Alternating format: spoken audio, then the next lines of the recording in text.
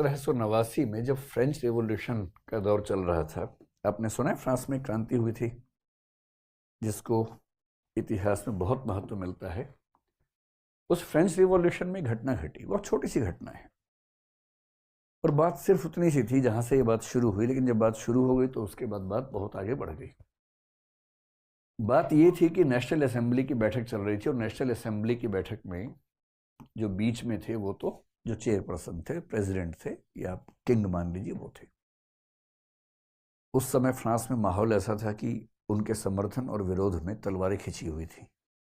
जब ऐसा माहौल होता तो जो एक तरफ के लोग हैं चाहते कि एक साथ में बैठें, गुटबाजी जो चरम पे होती है, घर तक में ऐसा होता है, परिवार तक में ऐसा होता है, तो वहां भी ऐसा होता था।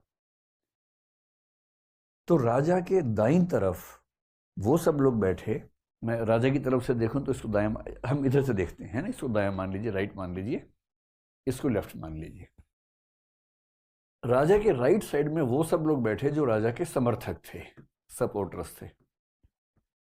वो राजतंत्र के समर्थक थे। उनका मानना था कि ये जो मोनार्की है, राजसत्ता है, बनी रहे। लेफ्ट में वो सब लोग बैठे जो उस समय राजा के या राजतंत्र के विरोधी थे, और इनका मानना था कि अब राजतंत्र खत्म हो जाना चाहिए, अब रिपब्लिक सिस्टम, रिपब्लिकन सिस्टम यानी कि लोकतंत्र का सिस्टम शुरू होना चाहिए। रिपब्लिक का मोटा मोटा मतलब ऐसा लोकतंत्र जिसमें जो राज्य का प्रमुख है वो भी चुना जाता है। जैसे इंग्लैंड रिपब्लिक नहीं है, अमेरिका है, भारत है, क्योंकि हमारे यहाँ राष्ट्रपति, उनके यहाँ भी राष्ट्रपति अमेरिका में भी चुना जाता है। जबकि इंग्लैंड में आप देखेंगे कि जो किंग है वो किंग ही है। तो जहाँ हेड ऑफ स्टेट भी इलेक्टेड हो उसको बोलते हैं रिपब्लिकन सिस्टम, और फ्रांस में रिपब्लिकन सिस्टम की डिमांड उस समय होने लगी थी। तो मोटी सी बात यह हुई कि तब से बात चल पड़ी कि जो समर्थक लोग हैं वो राइटिस्ट हैं, और जो विरोधी लोग हैं वो लेफ्टिस्ट हैं। राजतंत्र के समर्थक राइट, विरोधी लेफ्ट। शायद इसी को ध्यान में रख के आपने ये बात कही कि जो सत्ता का समर्थक है वो राइटिस्ट है, जो सत्ता का विरोधी है वो लेफ्टिस्ट है। पर ये बात सिर्फ इतनी है नहीं।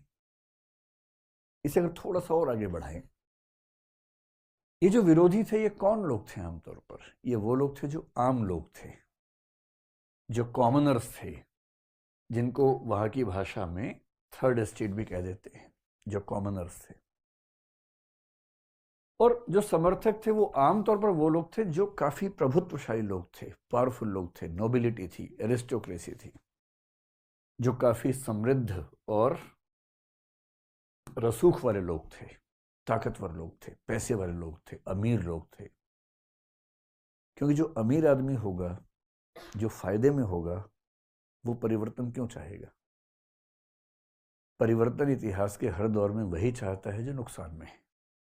ये जिसको कम से कम इस बात का एहसास है कि मैं नुकसान में हूं, बेशक वो फायदे में हो, सारा खेल एहसास का है।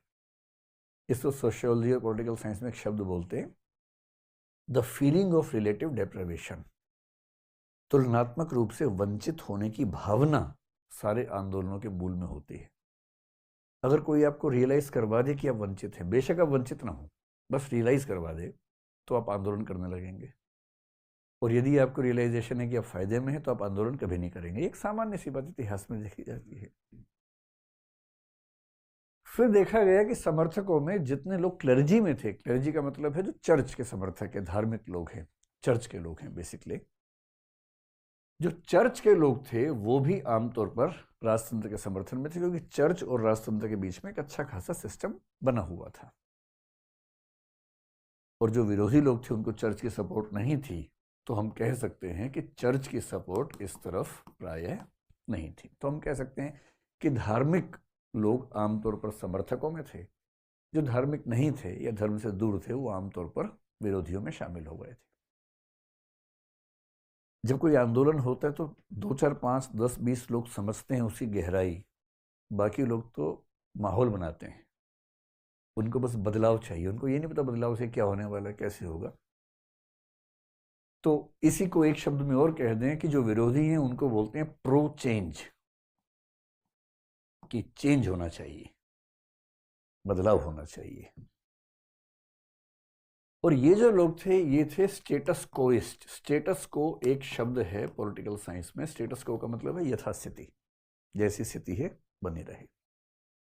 तो स्टेटस को में जो यकीन रखते हैं उनको बोलते हैं स्टेटस कोइस्ट, और विचार को बोलते हैं स्टेटस कोइज्म, यानी कि यथास्थितिवाद। जो है रहने दो, चेंज मत करो, बदलाव मत करो, परेशान मत करो। 2-3 मीटिंग्स ऐसी हुई।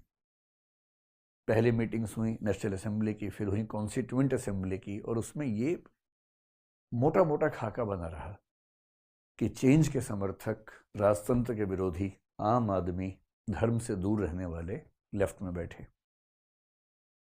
राजतंत्र के समर्थक, समृद्ध लोग, चर्च के समर्थक, यथास्थितिवादी राइट में बैठे। और धीरे धीरे ये मुहावरा फैलने लगा, फ्रांस के बाहर भी फैलने लगा कि राइट में होने का मतलब ये होता है और लेफ्ट में होने का मतलब ये होता है।